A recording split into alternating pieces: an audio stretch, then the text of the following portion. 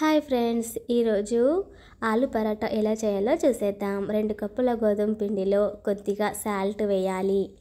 తరువాత 2 టేబుల్ స్పూన్ల ఆయిల్ వేయాలి. ఇలా ఉప్పు ఆయిల్ వేసి బాగా మిక్స్ చేయాలి. తరువాత వాటర్ వేస్తూ మనం చపాతీలకు ఎలా చేస్తామో అలా ముద్దగా చేసుకోవాలి. దానిపైన కొద్దిగా ఆయిల్ వేసి మూత పెట్టేసి పక్కన పెట్టుకోవాలి. తర్వాత ఆలుగడ్డని ఉడకపెట్టి స్మాష్ చేసి పక్కన పెట్టుకోవాలి. బాయిల్లో ఆయిల్ వేసేసి జీలకర్ర ఆవాలు వేసి బాగా మిక్స్ చేయాలి. దానిలోనే కొద్దిగా పచ్చిమిర్చి వేసుకోవచ్చండి. తర్వాత కరివేపాకు వేయాలి. కరివేపాకు వేసి కొద్దిగా ఉల్లిగడ్డలు కట్ చేసి వేసుకోవాలి. ఉల్లిగడ్డ బాగా మగ్గనివ్వాలి. ఉల్లిగడ్డలు బాగా ఫ్రై అయిన తరువాత కొద్దిగా అల్లం వెల్లుల్లి పేస్ట్ వేసి కలపాలి. ఇలా కొద్దిగా అల్లం వెల్లుల్లి పేస్ట్ వేసి కలపాలి. దీనిలోనే కొద్దిగా పసుపు వేసుకోవాలి.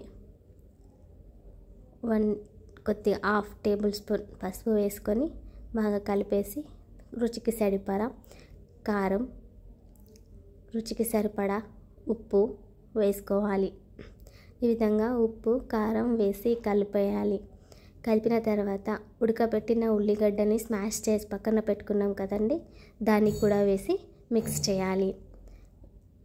ఈ విధంగా వేసి బాగా మిక్స్ చేయాలి. అలా లో ఫ్లేమ్లో వేసి కొంచెం దగ్గరగా వచ్చేంత వరకు ఫ్రై చేయాలి. దానిలోనే కొద్దిగా ధనియా పౌడర్, కొద్దిగా గరం మసాలా వేయాలి. తర్వాత కొద్దిగా నిమ్మరసం వేసుకొని స్టవ్ ఆఫ్ చేసి పక్కన పెట్టుకోవడమే. ఈ విధంగా దాన్ని చిన్న చిన్న బాల్స్ లాగా చేసుకోవాలి. వీడియోలో చూపిస్తున్న విధంగా చపాతీ బటర్ని ఈ విధంగా చేయాలి. అలా చేసిన బాల్ని ఆ చపాతీ పిండిలో అలా మధ్యలో పెట్టేసి మనము పోలేలకు చేసుకుంటాం చూడండి, ఆ విధంగా చేసుకోవచ్చు.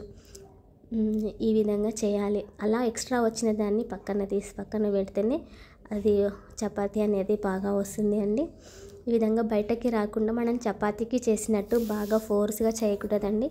పైన అలా చేస్తూ ఉండాలి. ఎక్కువగా కర్రీ బయటకి రానియొద్దు.